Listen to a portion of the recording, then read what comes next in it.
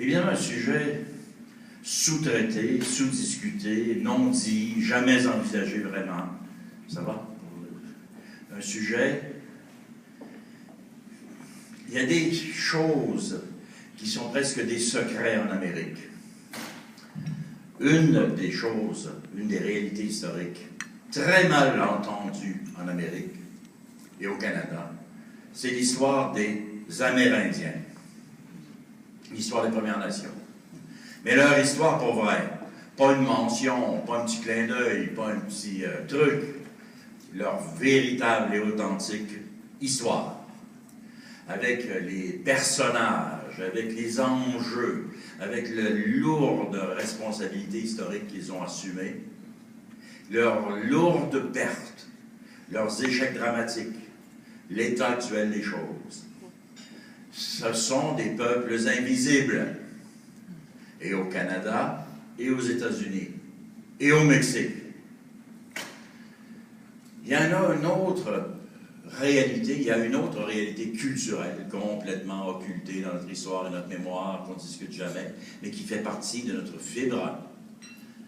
C'est l'histoire authentique de la société, des sociétés métisses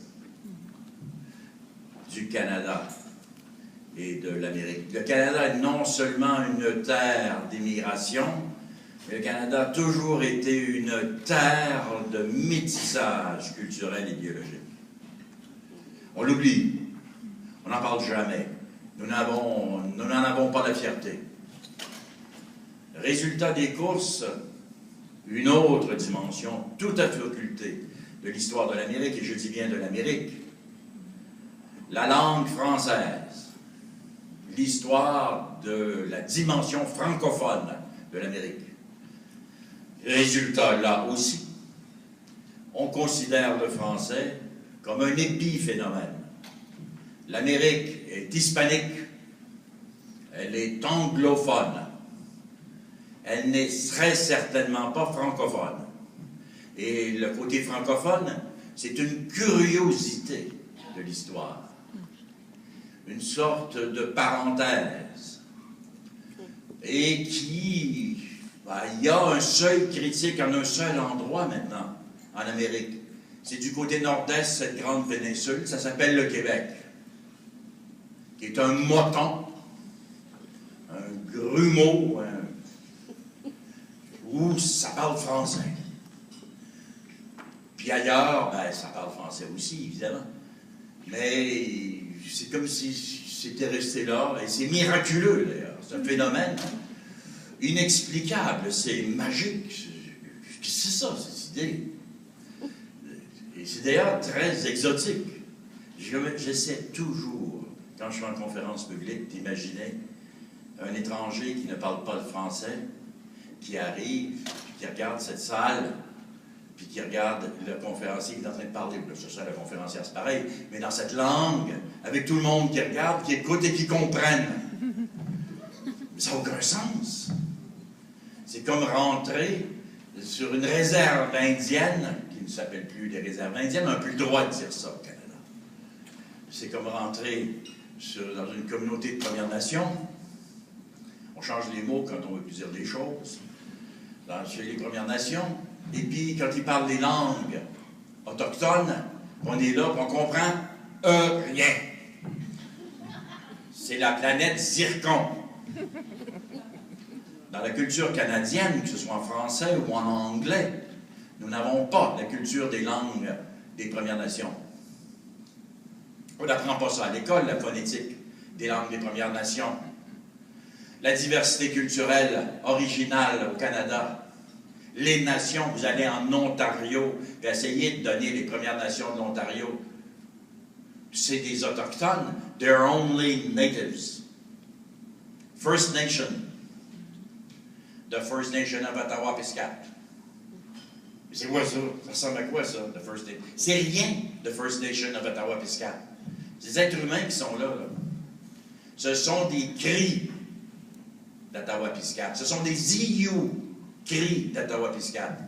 Ce sont des cris de l'abbé James, IU d'Ottawa-Piscate. C'est pas des natives, c'est pas des whatever. Alors, je vous disais qu'on est très pressé. On est dans l'urgence ici. Le fait français, on imagine qu'il est marginal et périphérique. Or, quand on étudie avec précision et passion l'histoire de l'Amérique, on découvre quoi? On découvre que les Anglais sont arrivés sur la côte Est, à Boston, à New York et en Virginie. Les Français sont arrivés dans la vallée du Saint-Laurent, à Macadie et éventuellement à Québec et aux Trois-Rivières. On est dans les temps au degré zéro de l'histoire moderne de l'Amérique. Qui a l'avantage sur toute l'Amérique? Les Anglais sont bloqués à Boston.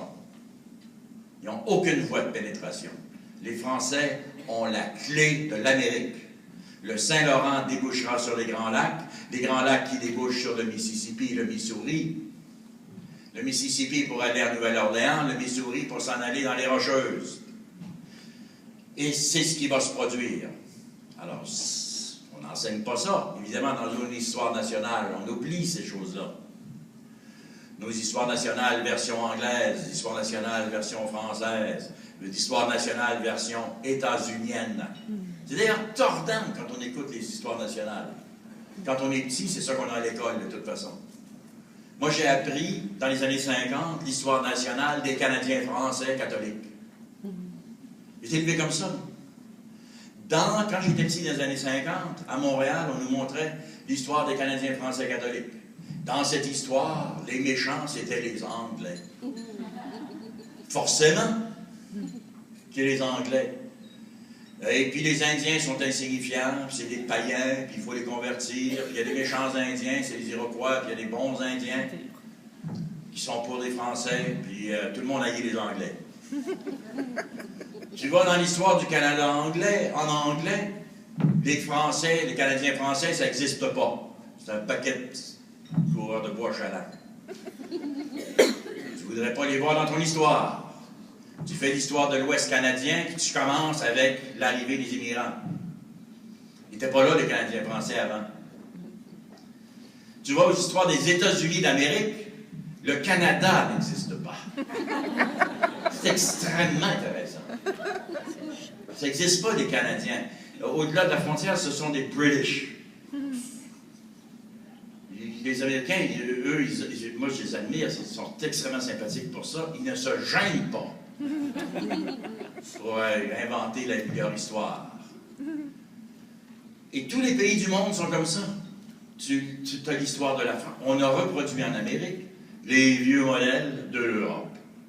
En Europe, tu lis l'histoire de France. L'histoire de France, les Français, les rois de France, la gloire de la France, Louis XIV, Napoléon, puis les Anglais, c'est des maudits, puis on les haït. L'histoire d'Angleterre, l'Angleterre, les rois d'Angleterre, tout ça, tout est beau. Et les Français, on les haït. Nous avons tous son héritage sur le plan culturel. On traîne tout ça avec nous. Nous sommes les enfants de nos écoles. Et dans nos écoles, nous avons les enfants de demain. On leur raconte quoi? On leur dit quoi? Quelle est la fierté? Quelles sont nos identités? Quelles ont été nos vraies courses? Alors là, j'ai donné les grandes caricatures, mais on ne pourrait pas changer de ton et se reconnaître les uns les autres pour tout ce que nous avons fait, redresser un peu la courbe de l'histoire. Moi, j'ai essayé de le faire, comme bien d'autres. Et pour ceux qui me connaissent ici, puis peut-être que vous vous en rappellerez, vous savez, je fais de l'animation d'émissions de radio à la radio de Radio-Canada. Et pendant des années, 6 ou 7 ans, j'avais proposé à la radio de Radio-Canada une émission, et j'étais rabroué quand je leur ai dit c'était quoi le projet. Je veux raconter l'histoire à la radio des oubliés de l'histoire, à travers des personnages. Et j'avais mon titre, je leur ai dit, ça va appeler ça de remarquables oubliés. Et puis ils m'ont dit, c'est des capsules, des trucs, c'est quoi? Je dis, non, je veux 1 heure de radio complète. 54 minutes de la radio où je commence l'émission en disant, je vais vous raconter l'histoire de...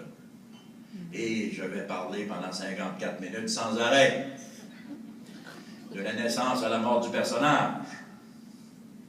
Et on va traîner avec chaque personnage la grande histoire de contexte historique. Ils ont ri.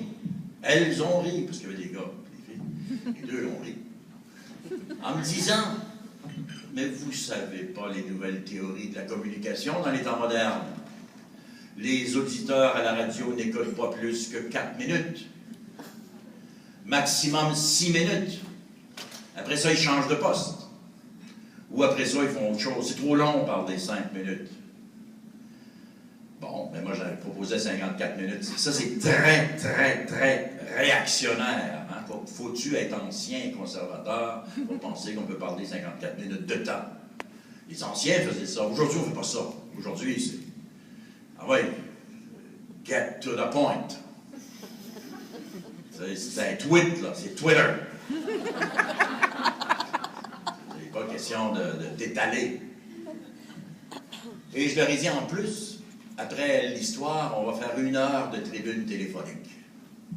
Ah, là, mais vous êtes malade, vous êtes suicidaire. Jamais personne ne va vous téléphoner. Jamais. Sur l'histoire, les gens téléphonent pour la politique, les gens téléphonent pour chialer contre Harper, ils téléphonent pour... ou pour le sport. Les gens téléphonent pour chialer contre les Maple Leafs. Mais ça, ils ont raison, mais... Ce sont de bien grands sujets, mais on abordera la question. Mais pas pour l'histoire. Eh bien, puis en plus, vous êtes sur le réseau national. En plus, vous êtes d'Halifax, de St. John's à Victoria. Alors, écoutez, là, vous allez vous tuer. Ils m'ont proposé... Alors, j'ai pu faire les pilotes. Ils m'ont laissé faire les pilotes, les émissions pilotes. Et puis, finalement, ils n'ont jamais eu l'intention de me diffuser. C'est un accident, je ne vous compte pas les contextes, que je suis arrivé en ondes un beau soir. Pour 1 semaine. Et j'ai raconté l'histoire. Et là, ça a commencé comme ça. Le premier, je m'en souviens très, très bien. Je vais vous raconter l'histoire de Marie, Iowa, Dorion. Wow! C'est quoi ça? C'est qui ça? Marie, Iowa, Dorion. De toute façon, là, on a tout, là. 1, c'est une femme. 2, c'est une Amérindienne. Puis 3, elle a un nom français. Puis 4, elle a un nom français avec un État américain. Alors, si c'est pas intéressant, moi, je sais pas c'est quoi. Il y a quelque chose d'intéressant là-dedans, là. Marie, Iowa, Dorion. Et l'histoire commence. C'est l'histoire d'une grande expédition américaine. 6 ans après l'expédition de Lewis Clark, une expédition commerciale est partie de Saint-Louis au Missouri, a traversé toute l'Amérique jusqu'au Pacifique. C'est l'expédition Hunt. Monsieur Hunt. Et il faisait ça pour Monsieur Astor à New York. Waldorf Astoria. Monsieur Astor. Parce qu'il faut comprendre que monsieur... C'est intéressant. Monsieur Astor a été le premier grand milliardaire américain. Puis il a fait sa fortune, croyez-le ou non. C'est impensable avec le castor. Il était dans le commerce des fourrures. Mais en anglais, ça se dit pas, mais en français, c'est très drôle. S'appeler Monsieur Astor, faire fortune avec le castor. C'est pas possible. C'est la fiction dépasse la réalité. La réalité dépasse la fiction, évidemment. Alors, il y a une expédition qui s'en va. Plusieurs hommes, ils s'en vont. Alors, là-dedans, dans l'expédition, disons qu'ils sont 40 hommes. Ils vont partir de Saint-Louis, puis ils vont traverser toutes les Rocheuses. Et c'était très difficile, on était en 1811. Et il y a une seule femme dans l'expédition, c'est Marie Iowa Dorion. Pourquoi elle est là? Puis pourquoi elle s'appelle comme ça? Okay. Merci. Ah, okay. Vous aviez noté faille.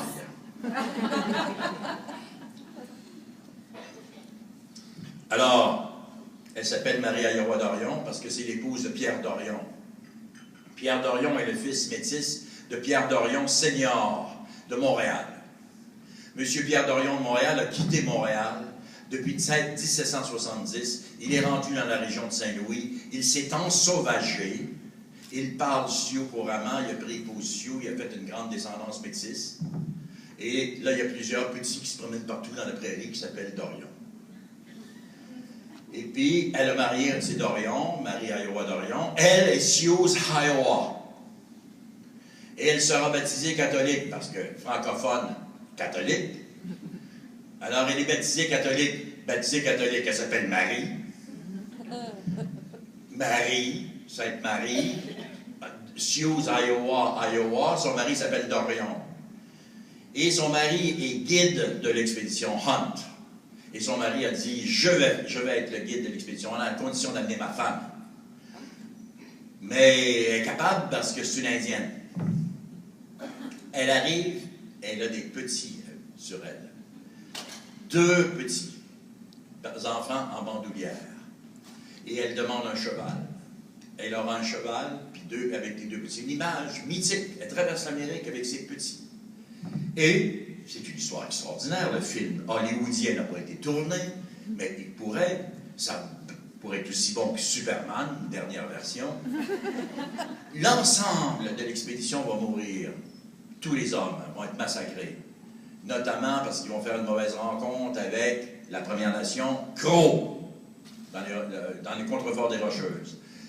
Mauvaise climat, enfin bref, les hommes meurent. Marie Iowa Dorion est la seule survivante. Elle a un cheval, elle, 2 enfants. Elle est du côté est des Rocheuses. Elle doit traverser les Rocheuses en hiver. Avec ses 2 enfants. Elle le fera. C'est une histoire vraie. Elle va passer l'hiver dans les Rocheuses. On est en 1812. Elle va manger le cheval. Elle va chasser. Elle va souffrir de cécité des neiges. Il n'y a rien qu'elle ne va pas faire pour sauver ses enfants. Elle va les sauver. Puis elle va arriver de l'autre côté des Rocheuses au printemps. Puis c'est à 4 pattes qu'elle va arriver à Walla Walla. Puis elle a caché ses enfants dans les grottes. Puis elle va chercher les guerriers Walla Walla. Puis elle dit, mes enfants sont là, etc. Puis l'histoire finit, que les enfants sont réunis, que le monde s'embrasse, etc. Et elle va marier, elle va rester à la vallée de la Willamette, du côté de Vancouver, mais du côté de Portland, Oregon, à l'époque, dans l'Oregon. Elle va rester là et elle va remarier successivement 2 autres Canadiens français. Elle les aimait, elle les préférait. Elle trouvait de son goût. Et il y a toi là-dedans. Mais c'est l'histoire de Marie Iowa Dorion. Là, je vais nous la raconter très rapidement. Mais si vous la racontez dans le détail, 54 minutes, c'est passionnant. Je raconte l'histoire, on ferme ça, on ouvre les lignes, le téléphonique. Ça nous appelait de partout. C'est quoi ça? Etc. Ah, c'était formidable. Et puis, l'aventure a duré 74 personnages. On a eu des femmes, beaucoup de femmes, beaucoup d'Indiens, d'Indiens insoupçonnés. J'ai fait un soir l'histoire de Black Hawks. Black Hawks de Chicago. Alors, on est là, on regarde les Black Hawks de Chicago, une équipe de hockey, les Black Hawks de Chicago, avec une face d'Indien en plus, sur le chandail. Un gros Indien sur le chandail. Black Hawks, c'est une des plus belles histoires de la résistance amérindienne dans l'histoire de l'Amérique. Puis une tragédie sans nom, où Black Hawk a résisté aux ordres de déportation du gouvernement américain de Washington, et il va affronter l'armée américaine. Ils vont périr, noyés en essayant de traverser les rivières. C'est une des plus grandes histoires tristes, puis qui démontre la violence des chocs culturels. Puis tu dirais, Black Hawk aujourd'hui, où est-ce qu'il est dans la culture nord-américaine? Et puis on arrive aux francophones. Les francophones, je les ai découverts dans l'histoire. On parle de l'histoire. On les découvre à travers la filière amérindienne. Je vous ai déjà donné des indices avec les Dorions. Et regardez, au moment aux États-Unis d'Amérique, Lewis Clark, 1802, Napoléon Bonaparte vend 1/3 des États-Unis d'Amérique aux Américains pour de l'argent. Je dis, faut-tu être sauté? C'est pour du cash. Il a vendu tout 1/3 des États-Unis d'Amérique, c'était français de France. Il l'a vendu pour du cash. 15 millions de dollars. Et ça, c'est devenu américain. Mais c'est des territoires sauvages. Les Américains ne sont pas au courant. Ils ne savent pas. Ils n'ont pas cartographié. Ils ne savent même pas si ça débouche où. Ils envoient une expédition scientifique très officielle. Lewis et Clark. C'est le mythe de la naissance des États-Unis d'Amérique coast to coast. Meriwether Lewis et William Clark qui partent. Alors, sur les 44 hommes qui partent, il y a 22 militaires, c'est-à-dire 20 militaires, 2 officiers. Ça, c'est les Américains. Il y a 22 hommes, guides, chasseurs, etc., etc. C'est tous des Canadiens français. L'expédition Lewis Clark, c'est Canadiens français pour la moitié. Mais c'est Canadiens français en plus que la moitié, parce que Lewis Clark ne savent pas ce qu'ils s'en vont. Puis les Canadiens français, pour une raison mystérieuse, le savent. Alors, Meriwether Lewis, le plus sombre des deux, parce que William Clark était joyeux, puis il aimait la vie, puis etc. Lewis Clark aimait son chien, puis il était déprimé. Et éventuellement, il va se suicider, tellement il est triste. Meriwether Lewis, il ne sait pas où il s'en va, il arrive à Saint-Louis, il recrute ses gens.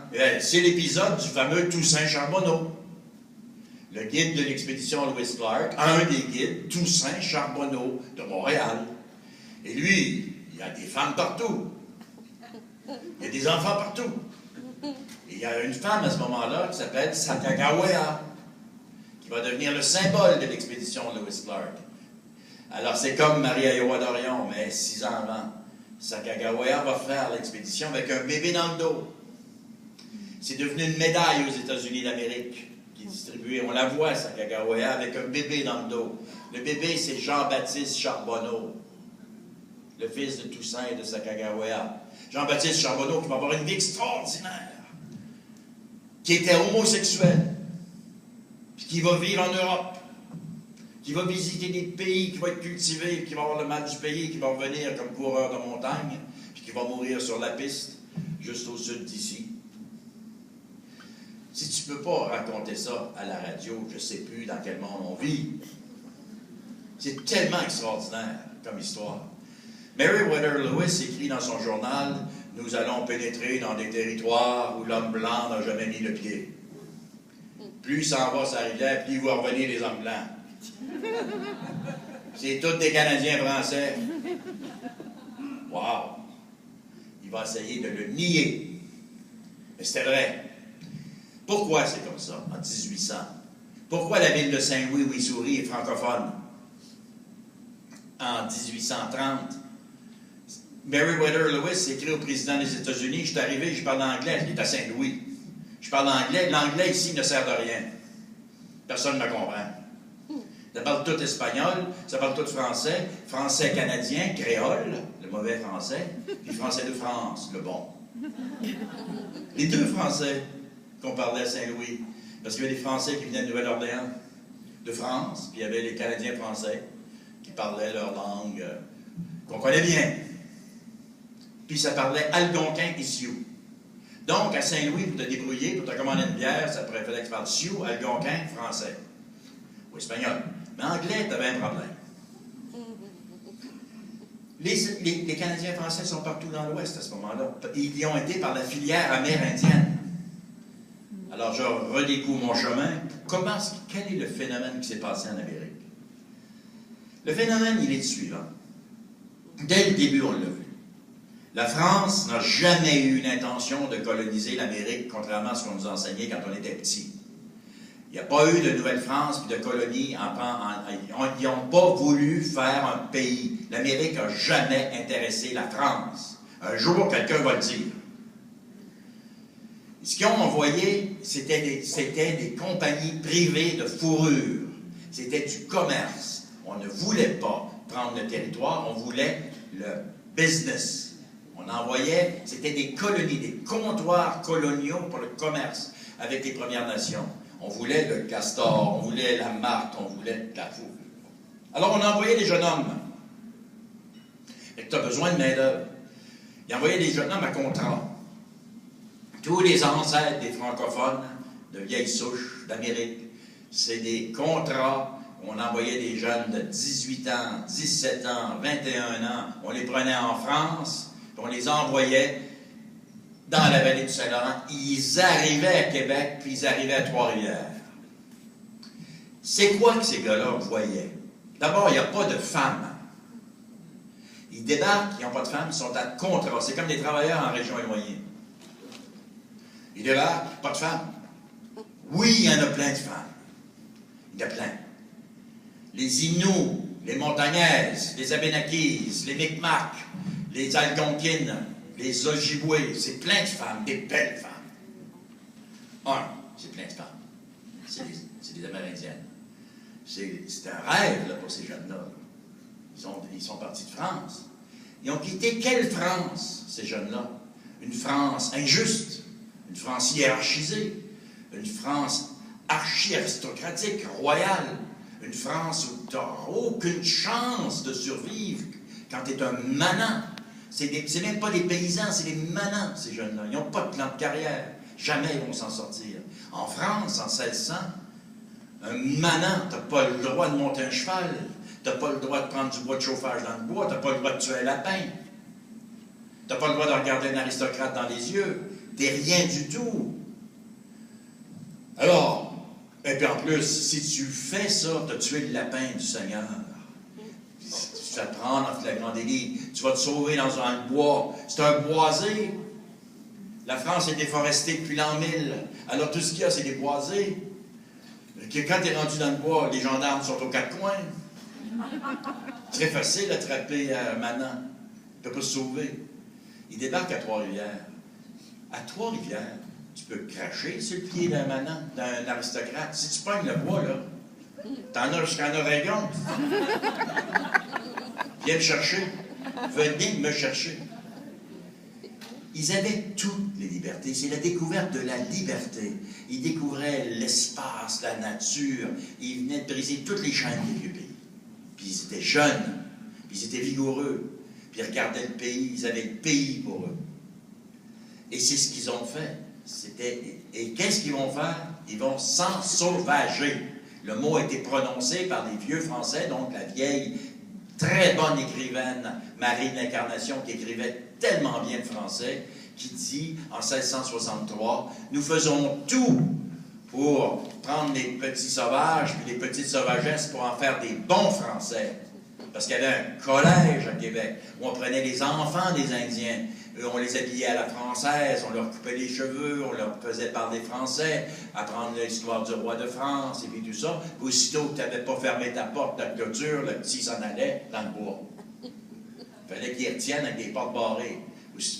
Il s'en allait.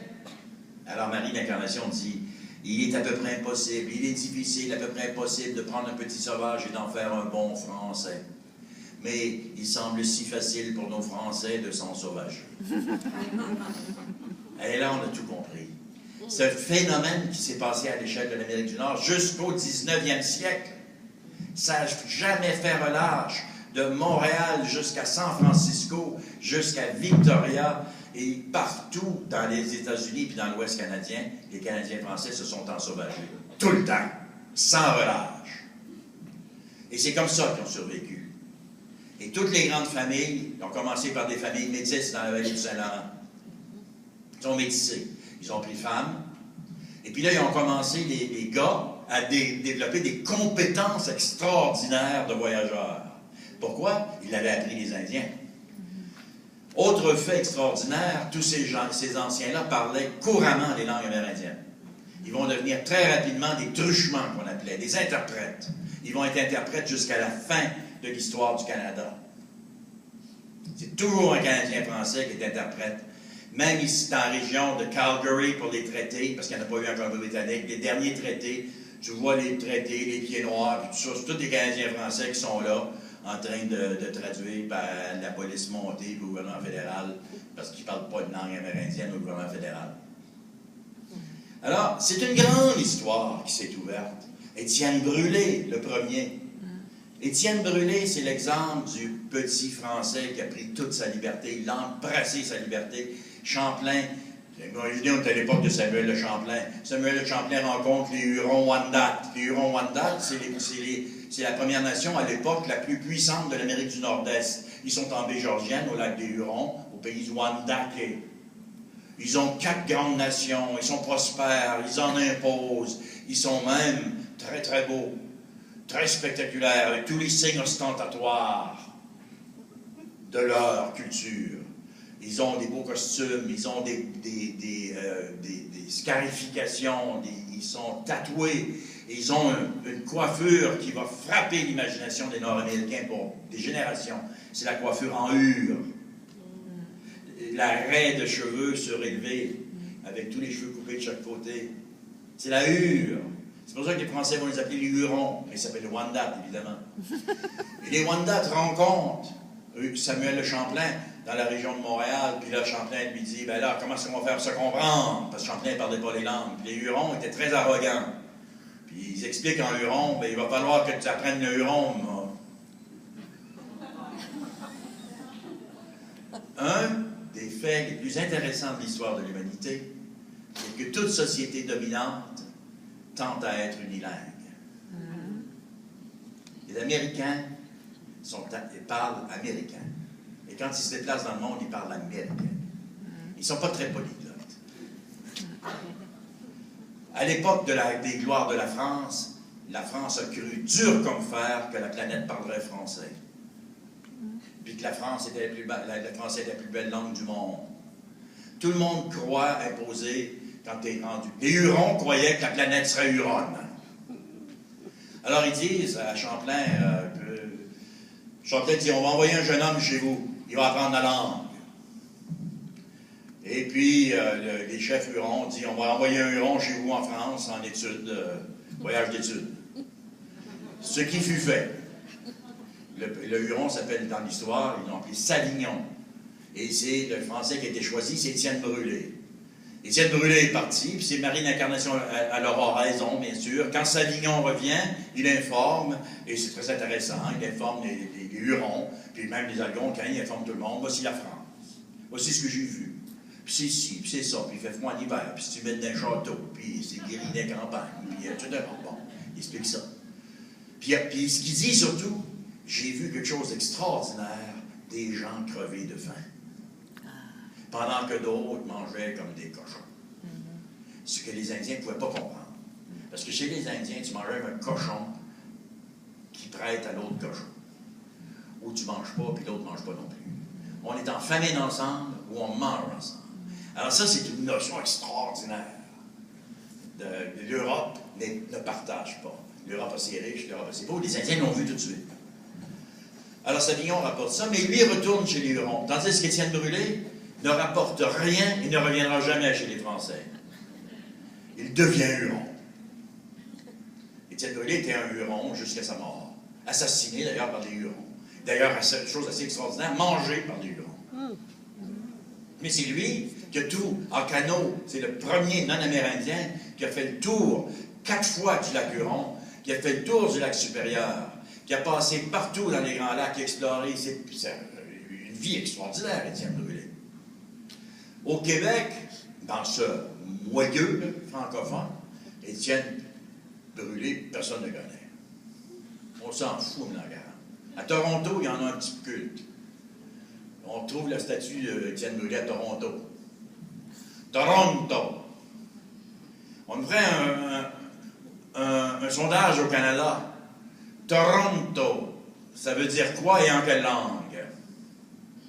C'est intéressant, ça, notre culture amérindienne, notre héritage amérindien, canadien. Toronto, c'est en iroquoien. Et ça veut dire piège à poisson. C'est intéressant.